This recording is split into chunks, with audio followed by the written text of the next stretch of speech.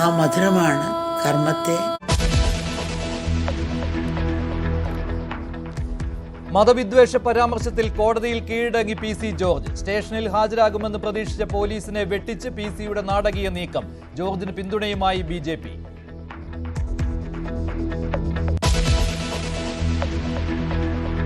ഞാൻ പറഞ്ഞല്ലോ, ഭരണ തുടർച്ചയ്ക്ക് അനുകൂലമായ രാഷ്ട്രീയ സാഹചര്യം തന്നെയാണ് കേരളത്തിലുള്ളത്. കോൺഗ്രസുകാർ ഒറ്റക്കെട്ടായിട്ട് പോകണം, ഒറ്റക്കെട്ടായിട്ട് പോകുമെന്നാണ് എന്റെ ആത്മവിശ്വാസം. കോൺഗ്രസിലെ വെട്ടിലാക്കി മുല്ലപ്പള്ളി രാമചന്ദ്രൻ. തുടർ ഭരണത്തിനുള്ള അന്തരീക്ഷമെന്ന് മുല്ലപ്പള്ളി. കോൺഗ്രസിലെ അനൈക്യം ചൂണ്ടിക്കാട്ടി മുൻ KPCC പ്രസിഡന്റിന്റെ വിലയിരുത്തൽ.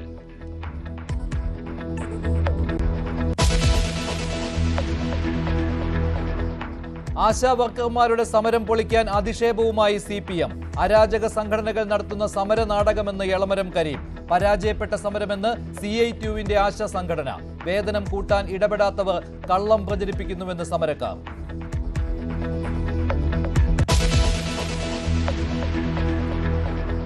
മോദിയുടേത് ഫാസിസ്റ്റ് സർക്കാർ അല്ലെന്ന CPM രേഖ ആയുധമാക്കി കോൺഗ്രസ്. BJPയുമായി കൂട്ടുകെട്ടുണ്ടാക്കാനുള്ള നീക്കമെന്ന ആരോപണം. BJP ഫാസിസ്റ്റാണെന്ന് CPM ഒരിക്കലും പറഞ്ഞിട്ടില്ലെന്ന് AK ബാലൻ.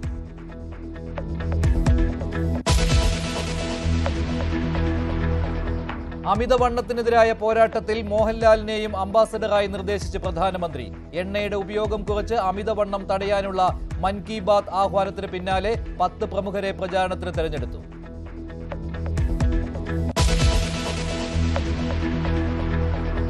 സാമ്പത്തിക തട്ടിപ്പിലെ ഇരകൾക്ക് പണം തിരികെ നൽകി ED. കാരക്കോണം കേസിൽ കണ്ടുകെട്ടിയ 80 ലക്ഷം പരാതിക്കാർക്ക് നൽകി. കരുവന്നൂരിൽ 128 കോടിയുടെ സ്വത്തുക്കൾ കണ്ടുകെട്ടിയെന്ന് ED.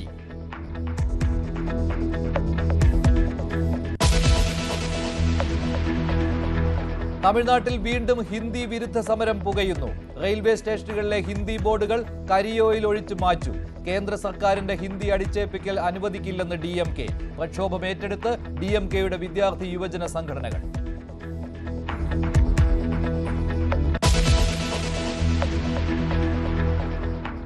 ഫ്രാൻസിസ് മാർപ്പാപ്പയുടെ ആരോഗ്യനില ഗുരുതരം. വൃക്കകളുടെ പ്രവർത്തനത്തിൽ ആശങ്ക.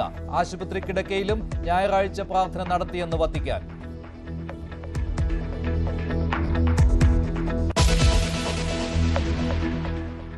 മതവിദ്വേഷ പരാമർശ കേസിൽ കീഴടങ്ങിയ പി.സി. ജോർജിനെ കസ്റ്റഡിയിൽ വേണമെന്ന് പോലീസ് കോടതിയോട് ആവശ്യപ്പെട്ടു. പ്രതിയുടെ മുൻകാല വിവാദ പരാമർശങ്ങളടക്കം ചൂണ്ടിക്കാട്ടിയാണ് പോലീസിന്റെ ഈ നീക്കം. ഇതേക്കുറിച്ച് വിശദമായ റിപ്പോർട്ട് നൽകാൻ പോലീസിനോട് കോടതി ആവശ്യപ്പെട്ടിട്ടുണ്ട്. മതവികാരം വ്രണപ്പെടുത്തുന്നതൊന്നും പി.സി. ജോർജ് പറഞ്ഞിട്ടില്ലെന്ന് അഭിഭാഷകൻ കോടതിയെ അറിയിച്ചു. തെളിവ് ശേഖരണത്തിന്റെ ആവശ്യമില്ലെന്നും കസ്റ്റഡിയിൽ വിടേണ്ടതില്ലെന്നുമാണ് പി.സി. ജോർജിന്റെ അഭിഭാഷകന്റെ വാദം. കേസ് അല്പസമയത്തിനകം വീണ്ടും പരിഗണിക്കും. കൂടുതൽ വിവരങ്ങളുമായി G. ശ്രീജിത്ത് ചേരുകയാണ് ഈരാറ്റുപേട്ടയിൽ നിന്ന്. ശ്രീജിത്ത്, നാടകീയമായ ഒരു കീഴടങ്ങലായിരുന്നുവല്ലോ പി.സി. ജോർജിന്റെ ഇന്നത്തേത്. ജാമ്യം കിട്ടുന്നതിന് വേണ്ടി എന്തെല്ലാം നീക്കങ്ങളാണ് ഇപ്പോൾ ജോർജ് നടത്തുന്നത്?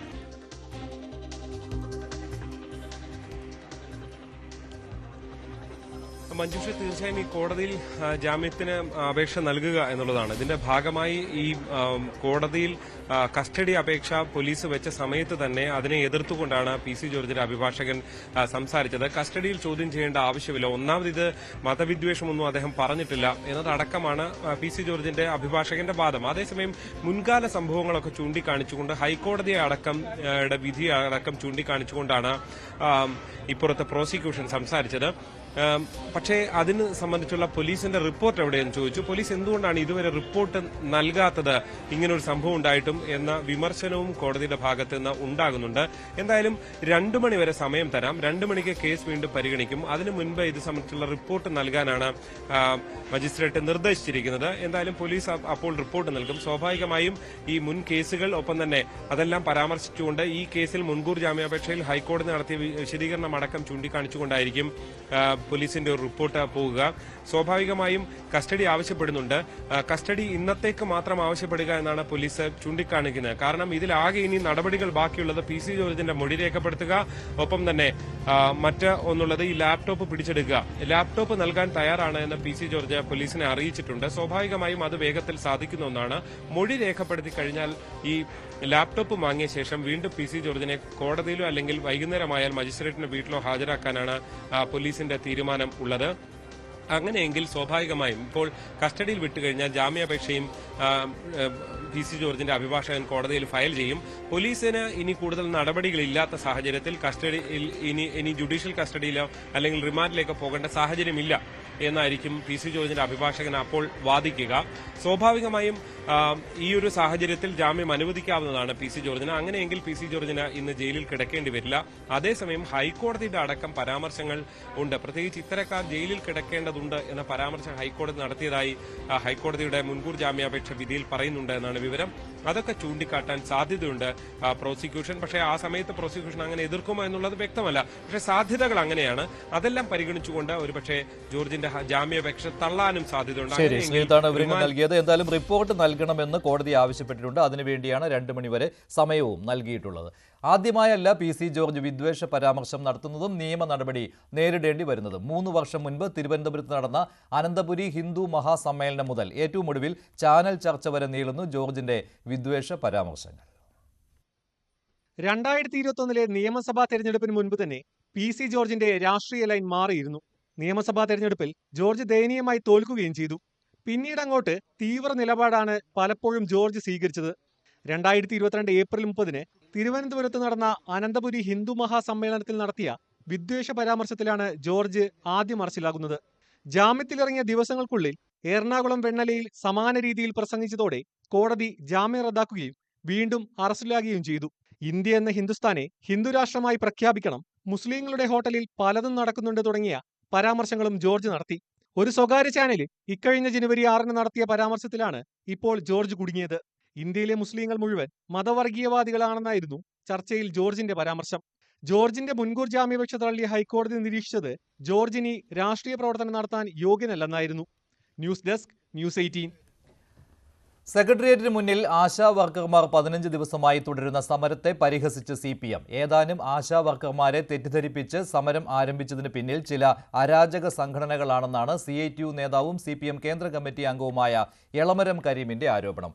പൊമ്പിളൈ ഒരുമ നടത്തിയ സമരത്തിന്റെ തനിയാവർത്തനമാണെന്നും എളമരം വിമർശിക്കുന്നു. അതേസമയം എളമരം കരീമിന്റെ ആരോപണം തള്ളിക്കളഞ്ഞ് Kerala ASHA health workers association ഭാരവാഹികൾ രംഗത്തെത്തി. ടാറ്റ എസ്റ്റേറ്റിലെ ഒരു വിഭാഗം തൊഴിലാളികളെ തെറ്റിദ്ധരിപ്പിച്ച് പൊമ്പിള ഒരുമ എന്ന പേരിൽ നടത്തിയ സമരത്തിന്റെ തനിയാവർത്തനമാണ് ആശാ വർക്കർമാരുടെ പേരിൽ സെക്രട്ടേറിയറ്റ് നടയിൽ നടക്കുന്നതെന്നാണ് ദേശാഭിമാനിയിൽ എഴുതിയ ലേഖനത്തിൽ എളമരം കരീമിന്റെ വിമർശനം. ആർക്കു വേണ്ടിയാണ് ഈ സമരനാടകം എന്ന തലക്കെട്ടോടെയാണ് ലേഖനം. അതേസമയം ദേശാഭിമാനിയിലെ ലേഖനത്തിൽ പ്രസിദ്ധീകരിച്ചിരിക്കുന്നത് അവാസ്തവമായ കാര്യങ്ങളെന്നായിരുന്നു ആശാ ഹെൽത്ത് വർക്കേഴ്സ് അസോസിയേഷൻ ഭാരവാഹികളുടെ പ്രതികരണം. ഈ ദേശാഭിമാനിയിൽ ഇങ്ങനെ കള്ളം എന്തിനാണ് എഴുതി വെക്കുന്നത് മനസ്സിലാവുന്നില്ല.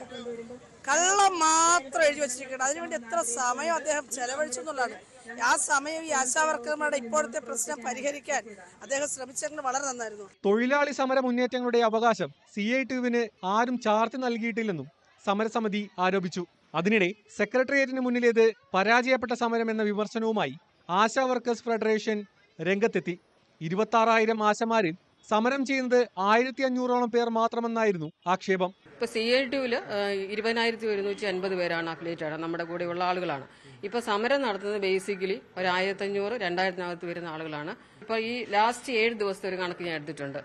4 ലക്ഷം 3,91,956 പേരുടെ എൻട്രി നടന്നിട്ടുണ്ട് ശൈലിയുടെ. ഈ എല്ലാവരും പണിമുടക്കിലാണെങ്കിൽ എങ്ങനെയാണ് ഈ എൻട്രി നടക്കുക? ആശാ വർക്കർമാരുടെ സമരം ഒത്തുതീർക്കണമെന്ന് ഇടതുമുന്നണിയിൽ തന്നെ ആവശ്യം ശക്തമാകുമ്പോഴാണ് സമരത്തെ തള്ളിക്കൊണ്ടുള്ള എളമരം കരീമിന്റെ ലേഖനം ചർച്ചയായി മാറിയിരിക്കുന്നത്. ന്യൂസ് 18 തിരുവനന്തപുരം. ശശി തരൂരിനോട് മയപ്പെട്ട് കോൺഗ്രസ് നേതൃത്വം. കേരളത്തിൽ നേതൃദാരിദ്ര്യം ഉണ്ടെന്നതടക്കമുള്ള പ്രസ്താവന നടത്തിയിട്ടും കടുത്ത പ്രതികരണത്തിന് KC വേണുഗോപാൽ ഉൾപ്പെടെയുള്ള നേതാക്കൾ ഇതുവരെ തയ്യാറായിട്ടില്ല. അതേസമയം പ്രവർത്തക സമിതിയിൽ കേരളത്തിൽ നിന്നുള്ള 3 അംഗങ്ങളിൽ ഒരാളായിട്ടും പാർട്ടി കാര്യങ്ങളിൽ കൂടിയാലോചനയില്ലാത്തതാണ് തരൂരിന്റെ വിമർശനങ്ങൾക്ക് പിന്നിലെന്നാണ് പുറത്തുവരുന്ന വിവരങ്ങൾ. നേതൃത്വത്തിന് മുന്നറിയിപ്പ് നൽകിക്കൊണ്ടുള്ള ശശി തരൂരിന്റെ ഇംഗ്ലീഷ് ദിനപത്രത്തിലെ അഭിമുഖത്തിന് വിമർശിക്കുന്നവരെ ഇല്ലാതാക്കുന്ന പാരമ്പര്യം കോൺഗ്രസിനില്ലെന്നായിരുന്നു AICC സംഘടനാകാരി ജനറൽ സെക്രട്ടറി KC വേണുഗോപാലിന്റെ പ്രതികരണം. ചെറിയ പ്രശ്നങ്ങളാണ് വലുതായി ഉയർത്തിക്കാട്ടുന്നതെന്നും KC വേണുഗോപാൽ. പാർട്ടിയുടെ നന്മയ്ക്ക് വേണ്ടി ഏത് ഭാഗത്തുനിന്ന് വിമർശനം കോൺഗ്രസിനകത്തുണ്ടായാലും അതിനെ പൂർണ്ണമായി സ്വാഗതം ചെയ്യുന്ന പാരമ്പര്യമാണ് ഞങ്ങൾക്കുള്ളത്. അങ്ങനെ ഞങ്ങൾ മുന്നോട്ട് പോവുള്ളൂ. വിമർശനങ്ങൾ പറയുന്നതുകൊണ്ട് ഒരാളെ സൈഡ് ലൈൻ ചെയ്യാനോ ഒരാളെ ഒഴിവാക്കാനോ ഒരാളെ ഇല്ലാതാക്കാനോ ചെയ്യുന്ന അത് CPMന്റെ ശൈലിയാണ്, അത് ഞങ്ങളുടെ ശൈലിയല്ല. വിമർശനങ്ങളെ ഏത് രീതിയിലായാലും നന്മയുള്ള വിമർശനമാണ് പാർട്ടിയുടെ മുന്നോട്ടുള്ള പോക്ക്. ഞങ്ങളിപ്പോൾ എല്ലാവരും ഒറ്റക്കെട്ടായിട്ടാണ് ഈ കേരളത്തിൽ നിൽക്കുന്നത്. കൊച്ചു അഭിപ്രായ വ്യത്യാസങ്ങൾക്കൊന്നും ഒരു പ്രസക്തിയില്ലാതെ വിചാരിക്കുന്നവരാണ് ഞങ്ങളെല്ലാം. തരൂരുമായി ബന്ധപ്പെട്ട വിവാദത്തിന് താനില്ലെന്നും അഭിപ്രായം പറയാനുള്ള സ്വാതന്ത്ര്യം കോൺഗ്രസിലുണ്ടെന്നുമായിരുന്നു രമേശ് ചെന്നിത്തലയുടെ പ്രതികരണം. പാർട്ടിയിൽ എല്ലാ നേതാക്കളും അനിവാര്യരാണ്. എല്ലാവരും ഒരുമിച്ച് പോകുന്ന അന്തരീക്ഷമാണ് ഉണ്ടാകേണ്ടത്. ശശി തരൂരുമായി ബന്ധപ്പെട്ട ഒരു വിവാദത്തിനും ഞാനില്ല. ഇന്റർവ്യൂ നടത്തിയ ആളിനോട് ഞാൻ സംസാരിച്ചതാണ്. അവർ തന്നെ എന്നോട് പറഞ്ഞു, അവരെന്നോട് പറഞ്ഞത് അതിന് മുമ്പ് നടത്തിയ ഇന്റർവ്യൂ ആണ്. CPMന്റെ അജണ്ട എന്ന് പറയുന്നത് കോൺഗ്രസിനെ ദുർബലപ്പെടുത്തുക എന്നുള്ളതാണ്. അത് മനസ്സിലാക്കിക്കൊണ്ട് എല്ലാവരും ഒറ്റക്കെട്ടായി നിന്ന് പ്രവർത്തിക്കേണ്ട സാഹചര്യമാണ്. പാർട്ടിക്കുള്ളിലെ നിലവിലെ വിവാദങ്ങൾ ചായക്കോപ്പയിലെ കൊടുങ്കാറ്റെന്നും ആഭ്യന്തര പ്രശ്നങ്ങൾ പാർട്ടിക്കുള്ളിൽ പരിഹരിക്കണമെന്നുമായിരുന്നു മുല്ലപ്പള്ളി രാമചന്ദ്രന്റെ പ്രതികരണം. തനിക്കും അഭിപ്രായ വ്യത്യാസങ്ങൾ ഉണ്ടാകാമെന്നും എന്നാൽ അത് പാർട്ടിക്കുള്ളിലെ പറയൂവെന്നും മുല്ലപ്പള്ളി വ്യക്തമാക്കി. ഇതൊക്കെ തന്നെ താൽക്കാലികമായിട്ടുള്ള ഒരു ചായക്കോപ്പയിലെ കൊടുങ്കാറ്റായിട്ടേ ഞാൻ കാണുന്നുള്ളൂ. എനിക്ക് എന്ത് അഭിപ്രായം ഉണ്ടെങ്കിൽ ഞാൻ പാർട്ടിക്കുള്ളിലാണ് ഞാൻ പറയാറ്. ഞാൻ പരസ്യമായിട്ട് പറയാറില്ല. എനിക്ക് പലരോടും അഭിപ്രായ വ്യത്യാസം ഉണ്ടായിരിക്കാം. അതൊക്കെ തന്നെ സംഘടനാപരമായ കാര്യങ്ങളാണ്. പാർട്ടിക്കുള്ളിൽ ചർച്ച ചെയ്യേണ്ട പാർട്ടിക്കുള്ളിൽ മാത്രമേ ഞാൻ ചർച്ച ചെയ്യാറുള്ളൂ. തരൂർ കോൺഗ്രസ് വിട്ടേക്കുമെന്ന അഭ്യൂഹങ്ങൾ ഒരു വശത്ത് ശക്തമായിരിക്കെ പ്രകോപനങ്ങൾക്ക് അവസരമുണ്ടാകാതിരിക്കാൻ വിവാദങ്ങളിൽ ജാഗ്രതയോടെയാണ് ഹൈക്കമാൻഡിന്റെ ഇടപെടൽ. ന്യൂസ് 18 തിരുവനന്തപുരം. ശശി തരൂരിന് പിന്നാലെ കോൺഗ്രസിനെ വെട്ടിലാക്കി മുൻ KPCC പ്രസിഡന്റ് മുല്ലപ്പള്ളി രാമചന്ദ്രനും. സംസ്ഥാനത്ത് ഭരണ തുടർച്ചയ്ക്ക് അനുകൂലമായ സാഹചര്യമാണ് നിലവിലുള്ളതെന്നാണ് മുല്ലപ്പള്ളി പറയുന്നത്. ഇത് മറികടന്ന് കോൺഗ്രസ് ഐക്യത്തോടെ മുന്നോട്ട് വരുമെന്നാണ് പ്രതീക്ഷയെന്നും മുല്ലപ്പള്ളി രാമചന്ദ്രൻ പറഞ്ഞു. കോഴിക്കോട് മാധ്യമങ്ങളോട് സംസാരിക്കുമ്പോഴായിരുന്നു മുല്ലപ്പള്ളിയുടെ ഈ പ്രതികരണം. ഈ രീതിയിൽ പോയാൽ കേസുകാരുടെ നേതൃത്വത്തിൽ ഈ രീതിയിൽ പോയാൽ ഒരു ഭരണ തുടർച്ച ഉണ്ടാവുന്ന രീതിയിലൊക്കെയാണ് പറഞ്ഞത്. താങ്കൾ ഞാൻ പറഞ്ഞല്ലോ, ഭരണ തുടർച്ചയ്ക്ക് അനുകൂലമായ രാഷ്ട്രീയ സാഹചര്യം തന്നെയാണ് കേരളത്തിലുള്ളത്. കോൺഗ്രസുകാർ ഒറ്റക്കെട്ടായിട്ട് പോകണം, ഒറ്റക്കെട്ടായിട്ട് പോകുമെന്നാണ് എന്റെ ആത്മവിശ്വാസം. ഐക്യത്തോടുകൂടി തന്നെ കോൺഗ്രസ് പോകും. അവസാനം ഇന്ത്യൻ നാഷണൽ കോൺഗ്രസ് അധികാരത്തിൽ വരേണ്ട എല്ലാ സാഹചര്യങ്ങളും പരിപൂർണമായിട്ട് ഉപയോഗപ്പെടുത്താൻ കോൺഗ്രസുകാർ രംഗത്ത് വരും. എനിക്ക് സംശയം ആ കാര്യത്തിലില്ല. ഇതൊക്കെ തന്നെ താൽക്കാലികമായിട്ടുള്ള ഒരു ചായക്കോപ്പയിലെ കൊടുങ്കാറ്റായിട്ടേ ഞാൻ കാണുന്നുള്ളൂ. മോദിയുടേത് ഫാസിസ്റ്റ് സർക്കാരല്ലെന്ന CPM കരട് രേഖയിലെ പരാമർശത്തിൽ വിവാദം തുടരുകയാണ്. CPMന്റെ നിലപാടിനെതിരെ കോൺഗ്രസ് നേതാക്കൾ വിമർശനവുമായി രംഗത്തെത്തിയിട്ടുണ്ട്. അതേസമയം രേഖയിലെ നിലപാടിൽ പുതുമയില്ലെന്നാണ് CPM നേതാക്കളുടെ നിലപാട്. ഫാസിസവുമായി എല്ലാ കാലത്തും കേരളത്തിലെ CPM സന്ധി ചെയ്തിട്ടുണ്ട്, സംഘപരിവാറായിട്ട് സന്ധി ചെയ്തിട്ടുണ്ട്. ഇപ്പോൾ പിടിച്ചു നിൽക്കാൻ വേണ്ടിയിട്ടാണ് മോദി സർക്കാർ ഫാസിസ്റ്റ് സർക്കാർ അല്ല എന്ന ഒരു പുതിയ ഒരു രേഖ അവതരിപ്പിച്ച് ഈ മോദി സർക്കാരുമായി കൈകോർക്കാനും സംഘപരിവാറുമായി സന്ധി ചെയ്യാനും അവർക്ക് കീഴടങ്ങാനുമുള്ള CPM തീരുമാനത്തിന്റെ ഭാഗമാണ്. നരേന്ദ്രമോദിയുമായി കൂട്ടുകെട്ടുണ്ടാക്കാനാണ് CPM ശ്രമിക്കുന്നത്. BJPയും RSSും ഫാസിസ്റ്റ് അല്ല, ഇനി നാളെ അവർ പുരോഗമന ശക്തികളാണെന്ന് എപ്പോഴാണ് ഇനിയും CPM പറയുന്നത് നമ്മൾ നോക്കിയാൽ മതി. എന്തൊരു വ്യതിയാനമാണ്. അപ്പം എന്താണ് BJPയെ CPM വിലയിരുത്തുന്നത്? അത് വ്യക്തമായിട്ട് പറയണം. ഈ നയ വ്യതിയാനത്തെക്കുറിച്ച് അവർ കൃത്യമായിട്ടും ജനങ്ങളെ ബോധ്യപ്പെടുത്തണം. ഞങ്ങൾ ഒരിക്കലും BJP ഗവൺമെന്റ് ഒരു ഫാസിസ്റ്റ് ഗവൺമെന്റാണ് എന്ന് വിലയിരുത്തിയിട്ടേയില്ല. വളർന്നു വരുന്ന ഫാസിസ്റ്റ് സ്വഭാവമുള്ള പ്രവണതകൾ, ഇതാണ് ഞങ്ങളുടെ 22ാം പാർട്ടി കോൺഗ്രസിൽ പറഞ്ഞത്. വളർന്നു വരുന്ന ഫാസിസ്റ്റ് സ്വഭാവമുള്ള പ്രവണതകൾ. വിവിധ സാമ്പത്തിക കുറ്റകൃത്യങ്ങളിൽ പണം നഷ്ടപ്പെട്ടവർക്ക് പണം തിരികെ നൽകാൻ ED നടപടി തുടങ്ങി. പണം കണ്ടുകെട്ടിയ കേസുകളിൽ പണം ഇരകൾക്ക് തിരികെ നൽകാനാണ് ഈ നടപടി. 6 പരാതികളിലായി 80 ലക്ഷം രൂപയാണ് തിരികെ നൽകുന്നത്. ബാങ്ക് ഒഫീഷ്യൽസിന്റെ സൈഡിൽ നിന്നും ചില പ്രശ്നങ്ങൾ ഇടയ്ക്ക് വന്നിട്ട് പോലും ഒറ്റ ദിവസം കൊണ്ട് തന്നെ ആ പ്രൊസീജിയേഴ്സ് ഒക്കെ കംപ്ലീറ്റ് ചെയ്ത് ഇന്ന് നമ്മൾ അവർക്ക് DD ആയിട്ട് അവരുടെ കാശ് നമ്മൾ കൈമാറുകയാണ്. 7 കോടിയിൽ അവർ ഇൻവെസ്റ്റിഗേഷന്റെ സമയത്ത് തന്നെ കുറച്ച് കാശ് അവർക്ക് തിരിച്ചു കൊടുത്തിട്ടുണ്ടായിരുന്നു. ഇപ്പൊ 6 കംപ്ലൈന്റ്സ് ആണ് അവര് നമുക്ക് അപ്ലൈ ചെയ്തിട്ടുള്ള. ഇനിയും 2 പേര് അപ്ലൈ ചെയ്യാനുണ്ട്. അപ്പൊ അവർ അപ്ലൈ ചെയ്യുന്നതിനനുസരിച്ച് നിയമ നടപടികൾ പൂർത്തിയാക്കി നമ്മൾ അവർക്ക് കൊടുക്കുക. 80 ലക്ഷം ഇപ്പൊ 80 ലക്ഷമാണ് അവർക്ക് നമ്മൾ തിരിച്ചു കൊടുക്കുന്നത്. 6 പേരുടെ 80 ലക്ഷത്തിലധികം രൂപയാണ് നമ്മൾ തിരിച്ചു കൊടുക്കുന്നത്. കരുവന്നൂർ കേസിൽ രണ്ടാം ഘട്ട കുറ്റപത്രം ഉടൻ നൽകുമെന്നാണ് ഇ ഡി പറയുന്നത്. പ്രതികളുടെ 128 കോടിയുടെ സ്വത്തുക്കളാണ് കണ്ടുകെട്ടിയത്. കൊടകര കള്ളപ്പണ കേസിൽ ഉടൻ കുറ്റപത്രം നൽകും. കാരണക്കോണം കേസിലും അന്വേഷണ നടപടികൾ പുരോഗമിക്കുന്നതായും ഇ ഡി ഉദ്യോഗസ്ഥർ പറഞ്ഞിട്ടുണ്ട്. കൂടുതൽ വിവരങ്ങളുമായി ഡാനി പോൾ ചേരുകയാണ് കൊച്ചിയിൽ നിന്ന്. ഡാനി, ഏതെല്ലാം കേസുകളിലാണ്, ഏതെല്ലാം സാമ്പത്തിക കുറ്റകൃത്യ കേസുകളിലാണ് ഇപ്പോൾ പണം തിരികെ നൽകുവാനുള്ള നടപടികൾ പൂർത്തിയായിട്ടുള്ളത്?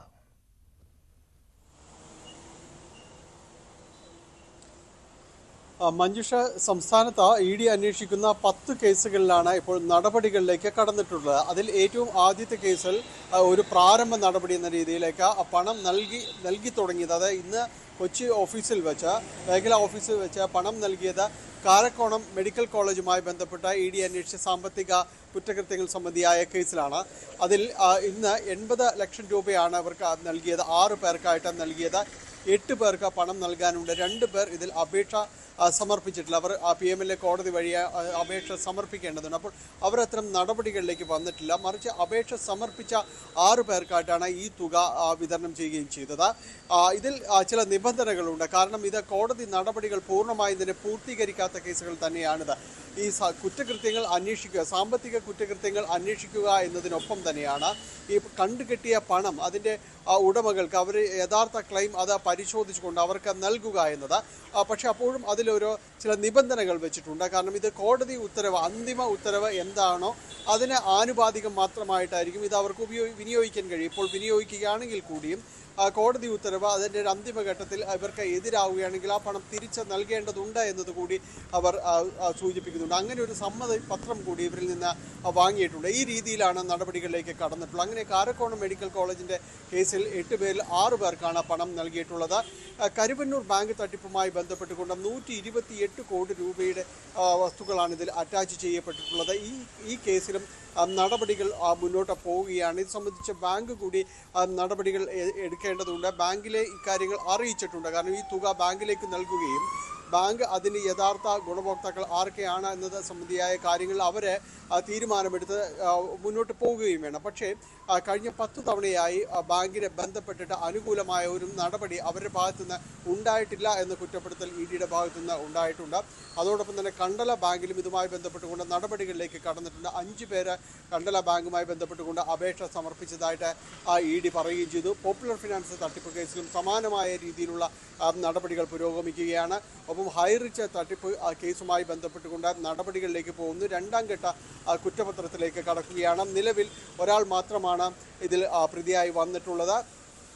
കൊടകര കുഴൽപ്പണ കേസിലും രണ്ടാം ഘട്ട കുറ്റപത്രത്തിലേക്ക് നീങ്ങുകയാണ്. അങ്ങനെ ഇ ഡി ഇത്തരം കാര്യങ്ങൾ വിശദമാക്കുന്നു. ഇ ഡിയുടെ ഒരു വാർത്താ സമ്മേളനം എന്ന് പറയുന്നത് അതൊരു അപൂർവമായ ഒരു കാര്യമാണ്. ആ രീതിയിലൊന്നും ഇ ഡി അങ്ങനെ ഒരു വാർത്താക്കുറിപ്പ് ഇറക്കുക മാത്രമാണ് നൽകിയത്. വിവിധ സാമ്പത്തിക തട്ടിപ്പ് കേസുകളിലെ ഇരകൾക്ക് പണം തിരികെ നൽകുകയാണ് എൻഫോഴ്സ്മെന്റ് ഡയറക്ടറേറ്റ്.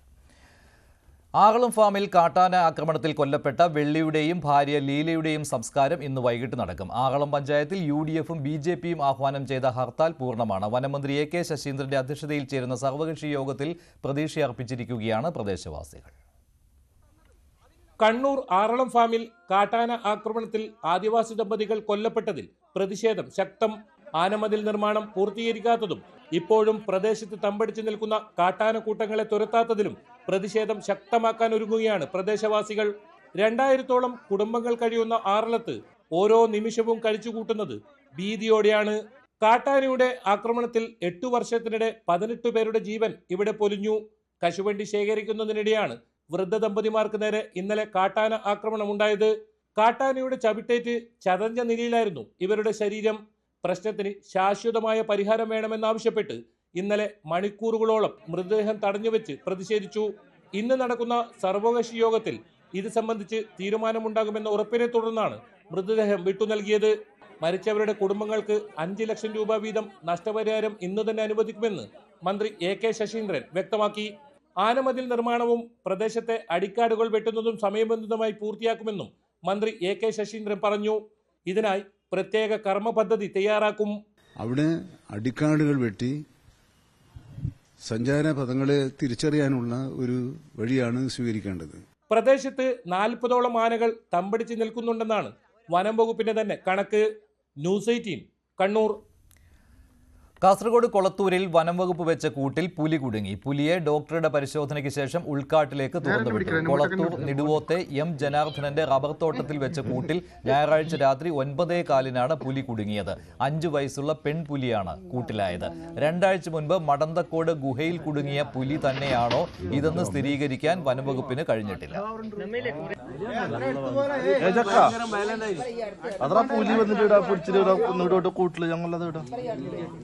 നുടോട്ട് നമ്മളെ ഗോവന്റെ വീട്ടിൽ കൂടിയിട്ട് വേമ്പാ ഞങ്ങളുടെ കുടുങ്ങിയ ഫോട്ടോ അയച്ചിട്ട് വേമ്പാ.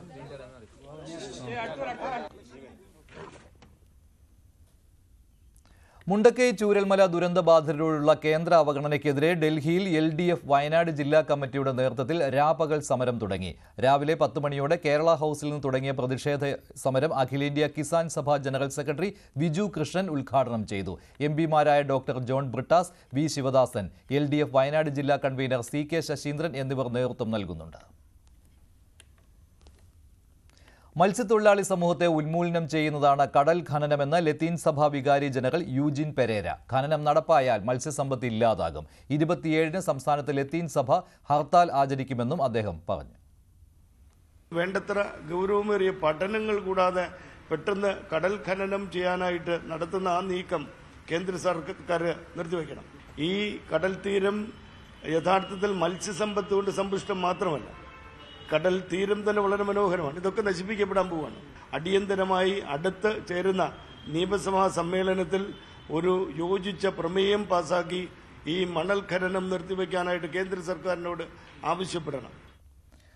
സിനിമാ മേഖലയിലെ പ്രതിസന്ധിയിൽ ചർച്ചകൾ സജീവമാക്കുകയാണ് നിർമ്മാതാക്കളുടെ സംഘടനയും താരസംഘടനയും. സിനിമാ സമരം അമ്മ പിന്തുണയ്ക്കില്ല. പ്രതിഫലം കുറയ്ക്കുന്ന കാര്യത്തിൽ താരങ്ങളുമായി സമവായ ചർച്ചകൾക്ക് ശ്രമിക്കാനാണ് അമ്മ യോഗത്തിലെ തീരുമാനം. അതേസമയം സിനിമാ സമരം ചർച്ച ചെയ്യാൻ പ്രൊഡ്യൂസർ അസോസിയേഷനും ഫിലിം ചേംബറുമായുള്ള യോഗവും പുരോഗമിക്കുകയാണ്. പ്രൊഡ്യൂസേഴ്സ് അസോസിയേഷൻ എക്സിക്യൂട്ടീവ് യോഗവും ഉടൻ നടക്കും.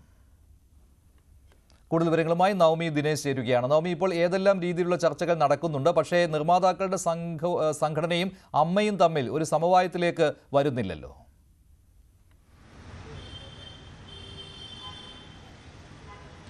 മഞ്ജുഷ, 3 പ്രധാനപ്പെട്ട യോഗങ്ങളാണ് കൊച്ചിയിൽ നടക്കുന്നത്. ഒന്ന് അമ്മ സംഘടനയുടെ യോഗം, അത് രാവിലെ 9:30 അടിയന്തര യോഗം വിളിച്ചു, അത് അവസാനിച്ചു. പകരം ഈ അഡ്ഹോക് കമ്മിറ്റിയുടെ യോഗം ഇപ്പോഴും പുരോഗമിക്കുകയാണ്.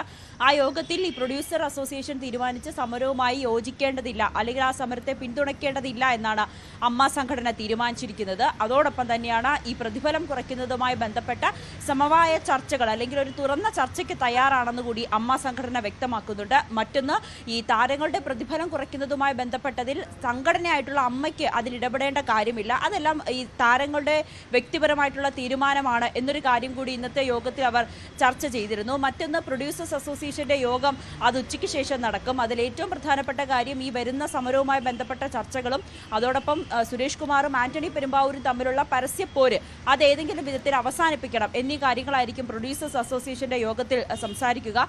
അതിന് മുന്നോടിയായി ഫിലിം ചേംബറിന്റെ ഓഫീസിൽ ഫിലിം ചേംബറും ഒപ്പം പ്രൊഡ്യൂസർ G സുരേഷ് കുമാറും ഉൾപ്പെടെയുള്ളവരുടെ ഒരു യോഗം, സംയുക്ത യോഗം ചേരുന്നുണ്ട്. ഈ പ്രൊഡ്യൂസേഴ്സ് അസോസിയേഷന്റെ സമരത്തോട്, അതായത് തിയേറ്റർ അടച്ചിടാനുള്ള ഒരു സമരത്തോട് അത് പൂർണ്ണമായും ഫിലിം ചേംബർ യോജിക്കുന്നുമുണ്ട് എന്ന് നേരത്തെ തന്നെ വ്യക്തമാക്കിയിരുന്നു. എന്തായാലും സൂചനാ പണിമുടക്ക് എന്ന് തീരുമാനിക്കണം എന്നതടക്കമുള്ള കാര്യങ്ങൾ യോഗം അവസാനിച്ചതിന് ശേഷം മാധ്യമങ്ങളെ അറിയിക്കുമെന്നുകൂടി വ്യക്തമാക്കിയിട്ടുണ്ട്. മഞ്ജു, ശരി, നവമി ദിനേശാണ് വിവരങ്ങൾ നൽകിയത്. പെരുമ്പാവൂരിലെ ഹോട്ടൽ ആക്രമണ കേസിൽ പൾസർ സുനി കസ്റ്റഡിയിൽ. എറണാകുളം രായമംഗലത്ത് ഹോട്ടലിൽ അതിക്രമം നടത്തിയെന്ന കേസിലാണ് കുറുപ്പംപടി പോലീസ് സുനിയെ വീണ്ടും കസ്റ്റഡിയിലെടുത്തത്. അറസ്റ്റ് രേഖപ്പെടുത്തിയ ശേഷം പ്രതിയെ സ്റ്റേഷൻ ജാമ്യത്തിൽ വിട്ടയക്കും. ജീവനക്കാരെ കൊല്ലുമെന്ന് ഭീഷണിപ്പെടുത്തിയ പൾസർ സുനി തെറിവിളിക്കുകയും ഭക്ഷണം വൈകിയതിന് ഹോട്ടലിലെ ഗ്ലാസുകൾ തകർത്തുവെന്നും FIR-ലുണ്ട്. നടിയെ ആക്രമിച്ച കേസിൽ ഇന്നാണ് സുനി വിചാരണ കോടതിയിൽ ഹാജരാകേണ്ടത്. സംസ്ഥാനത്തെ തദ്ദേശ സ്ഥാപനങ്ങളിലെ 28 വാർഡുകളിൽ ഉപതെരഞ്ഞെടുപ്പ് പുരോഗമിക്കുകയാണ്. വൈകിട്ട് 6 വരെയാണ് വോട്ടെടുപ്പ്. വോട്ടെണ്ണൽ നാളെ രാവിലെ 10 മണിക്ക് നടക്കും. കാസർഗോഡ് മടിക്കൈ, കോളികുന്ന്, കയ്യൂർ, ചീമേനി പഞ്ചായത്തുകളിലെ പള്ളിപ്പാറ വാർഡുകളിലെ സ്ഥാനാർത്ഥികൾ എതിരില്ലാതെ തെരഞ്ഞെടുക്കപ്പെട്ടിരുന്നു. 87 സ്ഥാനാർത്ഥികളാണ് ജനവിധി തേടുന്നത്. തദ്ദേശ വാർഡ് പുനർവിഭജനത്തിൽ സംസ്ഥാന സർക്കാരിന് ആശ്വാസം. വാർഡ് വിഭജനവുമായി മുന്നോട്ട് പോകാമെന്ന് ഹൈക്കോടതി ഡിവിഷൻ ബെഞ്ച് ഉത്തരവിട്ടു. സംസ്ഥാന സർക്കാരിന്റെ അപ്പീലിലാണ് ഡിവിഷൻ ബെഞ്ചിന്റെ വിധി. വിഭജിച്ച വാർഡുകളിൽ പുനർവിഭജനം പാടില്ലെന്ന സിംഗിൾ ബെഞ്ച് വിധി ഡിവിഷൻ ബെഞ്ച് റദ്ദാക്കുകയായിരുന്നു. വാർഡുകളുടെ എണ്ണം തീരുമാനിക്കുന്നത് നിയമസഭയുടെ അധികാരമാണ്. ഇതിൽ ഇടപെടാനാകില്ലെന്ന് കോടതി വ്യക്തമാക്കി. കൊല്ലം കുണ്ടറയിലെ ട്രെയിൻ അട്ടിമറി ശ്രമത്തിൽ ഗൂഢാലോചന തെളിയിക്കാൻ പോലീസ്. പ്രതികളുടെ ഫോൺ രേഖകളും ബാങ്ക് അക്കൗണ്ടും പരിശോധിച്ചു വരികയാണ്. പാലരുവി എക്സ്പ്രസിലെ യാത്രക്കാരുടെ വിവരങ്ങളും പോലീസ് ശേഖരിക്കുന്നുണ്ട്. ശനിയാഴ്ച പുലർച്ചെയാണ് കുണ്ടറ ആറുമുറിക്കടയിൽ ട്രെയിൻ പാളം തെറ്റിക്കാൻ ശ്രമമുണ്ടായത്. ഇതിലൂടെ ജീവഹാനി വരുത്താനായിരുന്നു പ്രതികളുടെ ശ്രമമെന്നാണ് എഫ്ഐആർ. സംഭവത്തിൽ പ്രതികളായ അരുൺ, രാജേഷ് എന്നിവരെ കസ്റ്റഡിയിൽ വാങ്ങി പോലീസ് വിശദമായി ചോദ്യം ചെയ്യും. പ്രതികളുടെ ഫോൺ രേഖകളും കോൾ ലിസ്റ്റും പോലീസ് ശേഖരിച്ചിട്ടുണ്ട്. ബാങ്ക് അക്കൗണ്ടും പരിശോധിക്കും. അതേ ദിവസം പാലരുവി എക്സ്പ്രസിൽ യാത്ര ചെയ്തവരുടെ വിവരങ്ങളും പരിശോധിക്കുന്നുണ്ട്. കഴിഞ്ഞ ദിവസം NIA പ്രതികളെ ചോദ്യം ചെയ്യുകയും ഇവരുടെ വീടുകൾ പരിശോധിക്കുകയും ചെയ്തിരുന്നു. കാർ സ്റ്റൈലിനു വേണ്ടിയാണ് പോസ്റ്റ് ട്രാക്കിൽ വച്ചതെന്ന പ്രതികളുടെ മൊഴി പോലീസ് കണക്കിലെടുത്തിട്ടില്ല.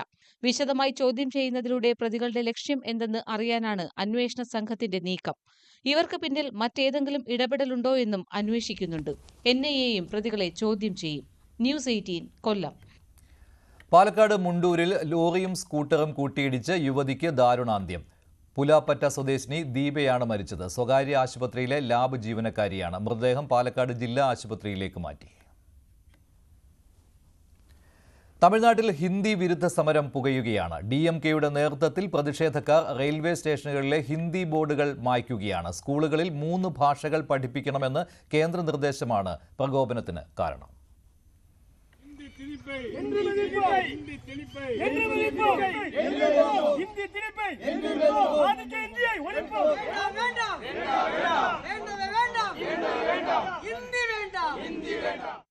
ഇന്നലെ പൊള്ളാച്ചി, ഇന്ന് തിരുനെൽവേലി. പ്രതിഷേധക്കാർ തമിഴ്നാട്ടിൽ റെയിൽവേ സ്റ്റേഷനുകളിലെ ഹിന്ദി ബോർഡുകൾ മായ്ക്കുകയാണ്. കേന്ദ്ര സർക്കാർ ഫണ്ടുകൾ തടഞ്ഞുവെക്കുന്നെന്ന് ആരോപിച്ച് തുടങ്ങിയ സമരമാണ് ഹിന്ദി വിരുദ്ധ പ്രക്ഷോഭമായി മാറുന്നത്. കേന്ദ്ര അവഗണനയ്ക്കെതിരെ ഇന്ത്യ സഖ്യം തമിഴ്നാട്ടിൽ കഴിഞ്ഞയാഴ്ച വലിയ പ്രതിഷേധ സമരം നടത്തിയിരുന്നു. ഉത്തരേന്ത്യയിലെ മറ്റു ഭാഷകളെ ഹിന്ദി ഇല്ലാതാക്കിയതുപോലെ ദക്ഷിണേന്ത്യൻ ഭാഷകളെയും ഇല്ലാതാക്കാൻ BJP സർക്കാർ ഹിന്ദിയിലൂടെ ശ്രമിക്കുകയാണെന്ന് മുഖ്യമന്ത്രി സ്റ്റാലിൻ ആ യോഗത്തിൽ കുറ്റപ്പെടുത്തിയിരുന്നു. തമിഴിനും ഇംഗ്ലീഷിനുമൊപ്പം ഒരു ഭാഷ കൂടി പഠിപ്പിക്കണമെന്ന് കേന്ദ്രം നിർദ്ദേശിച്ചതിനെ ചൂണ്ടിക്കാട്ടിയായിരുന്നു സ്റ്റാലിന്റെ വിമർശനം. ഇതടക്കമുള്ള കേന്ദ്ര സർക്കാരിന്റെ പുതിയ വിദ്യാഭ്യാസ പദ്ധതിക്ക് വഴങ്ങാത്തതുകൊണ്ട് തമിഴ്നാട്ടിൽ വിദ്യാഭ്യാസ മേഖലയ്ക്ക് കിട്ടേണ്ട 2152 കോടി തടഞ്ഞിരിക്കുകയാണ്. 1 രൂപ പോലും കേന്ദ്രം തന്നില്ലെങ്കിലും 3 ഭാഷാ പദ്ധതി സ്കൂളുകളിൽ നടപ്പിലാക്കാൻ പറ്റില്ലെന്ന നിലപാടിലാണ് DMK സർക്കാർ. അടുത്ത വർഷം തെരഞ്ഞെടുപ്പിലേക്ക് പോകുന്ന തമിഴ്നാട്ടിൽ ഹിന്ദി വിരുദ്ധ വികാരം ഉണർത്താനുള്ള ശ്രമം.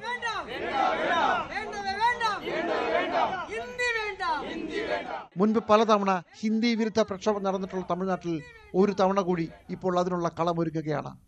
News desk, news 18. ഫ്രാൻസിസ് മാർപ്പാപ്പയുടെ ആരോഗ്യനില ഗുരുതരമായി തുടരുന്നു. രോഗം വൃക്കകളുടെ പ്രവർത്തനത്തെയും ബാധിച്ചിട്ടുണ്ട്. കൃത്രിമ ശ്വാസം കൊടുക്കൽ തുടരുകയാണെന്ന് വത്തിക്കാൻ അറിയിച്ചു. ന്യൂമോണിയ ഗുരുതരമായ ശേഷം സംഭവിക്കാവുന്ന സെപ്സിസിന്റെ തുടക്കമായതിനാൽ ഫ്രാൻസിസ് മാർപ്പാപ്പ അതീവ ഗുരുതരാവസ്ഥയിൽ തുടരുകയാണ്. മരുന്നുകളോട് പ്രതികരിക്കുന്നുണ്ടെങ്കിലും ആരോഗ്യനിലയിൽ പുരോഗതിയില്ല. വിളർച്ച സ്ഥിരീകരിച്ചതോടെ രക്തം കയറ്റി. ശ്വാസകോശ അണുബാധയുള്ളതിനാലും രക്തം നൽകിയതിനാലും ഉയർന്ന അളവിലാണ് ഓക്സിജൻ നൽകുന്നത്. കഴിഞ്ഞ ദിവസം നില അല്പം മെച്ചപ്പെട്ടിരുന്നെങ്കിലും ഇന്നലെ രാവിലെയോടെ സ്ഥിതി പെട്ടെന്ന് മോശമായി. പിന്നാലെ രക്തപരിശോധനയിൽ വൃക്ക തകരാറും കണ്ടെത്തി. പാപ്പയ്ക്ക് വേണ്ടി ലോകത്തുടനീളം പ്രത്യേക കുർബാനകളും പ്രാർത്ഥനകളും നടക്കുന്നുണ്ട്. ഞായറാഴ്ച ആശുപത്രിയിൽ മുറിയിലിരുന്ന് മാർപ്പാപ്പ പ്രാർത്ഥനയിൽ പങ്കെടുത്തതായും തനിക്കായി പ്രാർത്ഥിക്കുന്നവരോട് നന്ദി പറഞ്ഞതായും വത്തിക്കാൻ അറിയിച്ചു. News desk, news 18. 2002 ശേഷം വെസ്റ്റ് ബാങ്കിൽ സൈന്യത്തെയും ടാങ്കുകളും വിന്യസിച്ച് ഇസ്രായേൽ. 1 വർഷം ക്യാമ്പുകളിൽ തുടരാനാണ് സൈന്യത്തിന് നിർദ്ദേശം നൽകിയിട്ടുള്ളതെന്നാണ് ഇസ്രായേൽ പ്രതിരോധ മന്ത്രി പറഞ്ഞത്. കടുത്ത ആക്രമണം ഭയന്ന് 40,000 പേർ പലായനം ചെയ്ത വടക്കൻ മേഖലയിലെ അഭയാർത്ഥി ക്യാമ്പുകളിലും സൈന്യം നിലയുറപ്പിച്ചിരിക്കുകയാണ്. കൂടുതൽ വിവരങ്ങളുമായി ഐഷത്തുൽ ഷംന ചേരുകയാണ് ന്യൂസ് ഡെസ്കിൽ നിന്ന്. ഷംന, ഒരു യുദ്ധാന്തരീക്ഷം തന്നെയാണോ ഇപ്പോൾ ഉള്ളത്? തീർച്ചയായും മഞ്ജുഷ്, കാരണം നേരത്തെ തന്നെ ഈ കരാർ ലംഘനമാണ് ഇസ്രായേൽ നടത്തുന്നത്. തടവിലാക്കിയ ഫലസ്തീൻ തടവുകാരെ ഇതുവരെ 620 തടവുകാരെ വിട്ടയച്ചിട്ടില്ല എന്ന വലിയ രീതിയിലുള്ള ഒരു ആശങ്ക നിലനിൽക്കുമ്പോൾ കൂടി തന്നെയാണ് ഈ വെസ്റ്റ് ബാങ്കിൽ ഈ സൈന്യം നിലയുറപ്പിച്ചിരിക്കുന്നത്. അടുത്ത 1 വർഷത്തേക്ക് സൈന്യം ഇവിടെ തന്നെ ഉണ്ടാകും. ഒപ്പം തന്നെ ഗാസ മുനമ്പിൽ ഏത് നിമിഷം വേണമെങ്കിലും ഒരു യുദ്ധം ആരംഭിക്കാൻ തങ്ങൾ തയ്യാറാണെന്ന് കൂടി ബെഞ്ചമിൻ നെതന്യാഹു വ്യക്തമാക്കിയിട്ടുണ്ട്. ഈ ഒരു സാഹചര്യത്തിൽ കടുത്ത ആശങ്കയിലാണ് ജനങ്ങളുള്ളത്. ഒപ്പം തന്നെ ഒക്ടോബർ 7-ലെ ആക്രമണം തുടങ്ങിയത് മുതൽ ഏകദേശം 800ഓളം ഗർഭിണികൾ ഉൾപ്പെടെ 800ഓളം പേരാണ് വെസ്റ്റ് ബാങ്കിൽ മാത്രം കൊല്ലപ്പെട്ടത്. ഈ ഒരു സാഹചര്യം കൂടി കണക്കിലെടുത്ത് ഈ സൈന്യത്തെ 2022 ശേഷം സൈന്യത്തെ വെസ്റ്റ് ബാങ്കിൽ സ്ഥിരമായി വിന്യസിക്കുന്നത് വലിയ രീതിയിലുള്ള ആശങ്കയ്ക്ക് വഴിവെച്ചിരിക്കുകയാണ്. ഒപ്പം ഈ യുദ്ധം അത് ഈ സമാധാന ചർച്ചകൾ അല്ലെങ്കിൽ വെടിനിർത്തൽ ചർച്ചകളൊക്കെ ലംഘിച്ച് അത് കൂടുതൽ യുദ്ധം മുറുകുന്ന ഒരു സാഹചര്യം കൂടി നിലവിൽ ഉണ്ട്. ശരി, ഷംനയാണ് വിവരങ്ങൾ നൽകിയത്.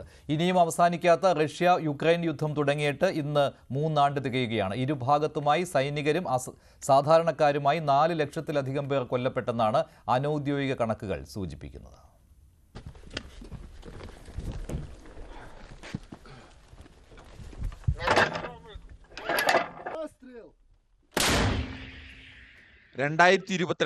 ഫെബ്രുവരി 24 റഷ്യൻ പ്രസിഡന്റ് വ്ളാഡിമിർ പുടിൻ യുക്രൈനെതിരെ യുദ്ധം പ്രഖ്യാപിച്ചത്. യുക്രൈൻ റഷ്യൻ സൈനിക ശക്തിയുമായി താരതമ്യം പോലുമില്ലാത്ത രാജ്യം. 3-4 ദിവസത്തിൽ വീഴുമെന്നായിരുന്നു പൊതുവിലയിരുത്തൽ. ഒടുവിൽ കിലോമീറ്ററുകൾ നീളുന്ന റഷ്യൻ ടാങ്കർ വ്യൂഹം യുക്രൈൻ തലസ്ഥാനമായ കീവിലേക്ക് നീങ്ങുന്നു. മണിക്കൂറുകൾക്കുള്ളിൽ യുക്രൈൻ വീഴുമെന്ന് വരെ വാർത്തകൾ വന്നു. ഇപ്പോൾ വർഷം 3 ആകുന്നു. യൂറോപ്യൻ യൂണിയന്റെ സൈനിക സഹായത്തോടെ കീഴടങ്ങാൻ തയ്യാറാവാതെ യുക്രൈൻ. റഷ്യൻ പ്രസിഡന്റ് വ്ളാഡിമിർ പുടിനും യുക്രൈൻ പ്രസിഡന്റ് വ്ളാഡിമിർ സെലൻസ്കിയും നയിക്കുന്ന യുദ്ധം. നാറ്റോ സഖ്യത്തിൽ യുക്രൈൻ ചേരുന്നതിനെതിരായ റഷ്യൻ നീക്കം എന്ന വിശദീകരണത്തിൽ തുടങ്ങിയ യുദ്ധമാണിത്. റഷ്യക്കെതിരെ യൂറോപ്യൻ യൂണിയൻ ഉപരോധം ഏർപ്പെടുത്തുകയും അന്താരാഷ്ട്ര ക്രിമിനൽ കോടതി വ്ളാഡിമിർ പുടിനെ യുദ്ധക്കുറ്റവാളിയായി പ്രഖ്യാപിച്ച് അറസ്റ്റ് വാറന്റ് പുറപ്പെടുവിക്കുകയും ചെയ്തു. യുദ്ധം അവസാനിപ്പിക്കാനുള്ള ഇടപെടലുകൾ പലതും നിഷ്ഫലമായി. യുദ്ധം അവസാനിപ്പിക്കാനായി ഏറ്റവും ഒടുവിൽ ഇടപെടൽ നടത്തുന്നത് അമേരിക്കൻ പ്രസിഡന്റ് ഡൊണാൾഡ് ട്രംപാണ്. ബൈഡന്റെ അമേരിക്ക യുക്രൈനൊപ്പമായിരുന്നുവെങ്കിൽ ട്രംപിന്റെ നീക്കം പുടിനൊപ്പം ചേർന്നാണോ എന്ന സംശയവും ശക്തമാണ്. സെലൻസ്കിയെ ഏകാധിപതി എന്നാണ് ട്രംപ് വിശേഷിപ്പിച്ചത്. We haven't had elections in Ukraine. Well, we have martial law, essentially martial law in Ukraine, where the leader in Ukraine, I mean, I hate to say it, but he's down at 4% approval rating. Wouldn't the people of Ukraine have to say, like, you know, it's been a long time since we've had an election? That's not a Russia thing. That's something coming from me and coming from many other countries also. ഒരു വശത്ത് യുദ്ധം അവസാനിപ്പിക്കാനുള്ള ചർച്ചകൾ നടക്കുമ്പോഴും 3-ാം വാർഷിക ദിനത്തിൽ യുക്രൈനുമേൽ Russia ഏറ്റവും കനത്ത വ്യോമാക്രമണം നടത്തുന്നതിന്റെ റിപ്പോർട്ടുകളാണ് പുറത്തുവരുന്നത്. International desk, news 18. ഇടവേളയ്ക്ക് ശേഷം സകലമാന കേരളം ഭവ്യ പാർവതി ചേരും.